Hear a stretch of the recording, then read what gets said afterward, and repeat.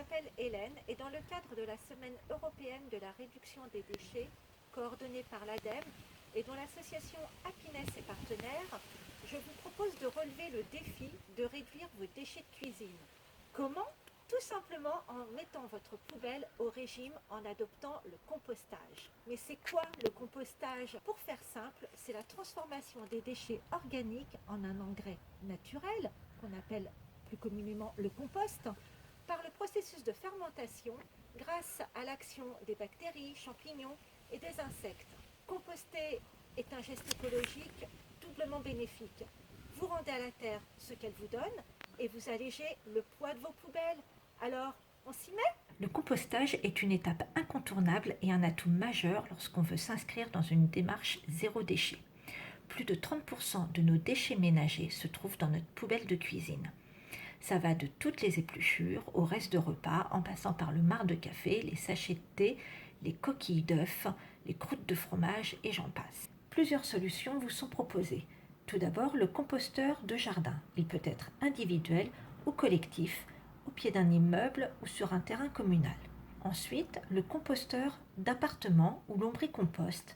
Et enfin, dernière solution, vous pouvez adopter des poules. Tout au long de cette vidéo, je vais vous montrer comment nous compostons dans notre foyer. C'est en 2019 que nous avons fait l'acquisition d'un lombricomposteur qui était plus adapté à notre environnement. Nous n'avons pas de jardin, donc le composteur d'extérieur n'était pas la solution.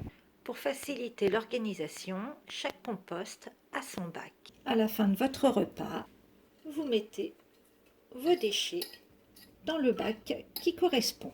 Je vous présente le Cityworm, un lombricomposteur de la marque française Verlater, mais vous pouvez aussi le fabriquer vous-même à l'aide des tutos que vous trouverez sur Internet. L'avantage du lombricompost est qu'il peut être utilisé en appartement. Vous pouvez le stocker dans la cuisine, le cellier, la cave ou le garage. Mais vous pouvez aussi le laisser dehors. Mais attention toutefois aux variations de température. Les vers sont fragiles et sensibles et ils ne supportent pas la lumière.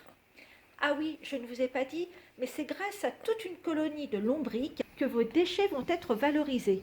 Il est temps de les découvrir. Considérés comme les intestins de la Terre, ils vont sans relâche et en toute discrétion digérer vos biodéchets que vous aurez coupés en petits morceaux pour leur faciliter le travail. Ma petite poubelle, je renverse. Vous pouvez même vous absenter plusieurs semaines. Ils peuvent se débrouiller tout seuls. Contrairement à ce que vous voyez, ce n'est absolument pas ragoûtant et il n'y a aucune odeur. Pour équilibrer le milieu, il est nécessaire d'ajouter des matières sèches comme du carton, des boîtes à œufs qui vont absorber l'humidité. Ici, j'ai mis une serpillière en plus qui fait office d'absorbeur. Sur le plateau inférieur, vous voyez, il y a encore des petits verres et c'est le compost qui est en cours de formation. Ici se trouve le robinet pour récupérer le lombriqué. C'est un engrais hyper concentré pour toutes vos plantes d'intérieur et vos massifs. Il remplace très nettement l'engrais chimique. Le bémol du lombricomposteur, on ne peut pas y mettre tous les déchets.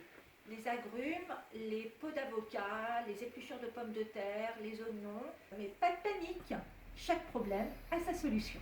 Nous nous trouvons devant l'un des deux composteurs partagés que l'association Happiness a mis en place sur la commune de Boifle. Ils sont accessibles à tous et sont une bonne alternative si vous ne voulez pas de composteur chez vous.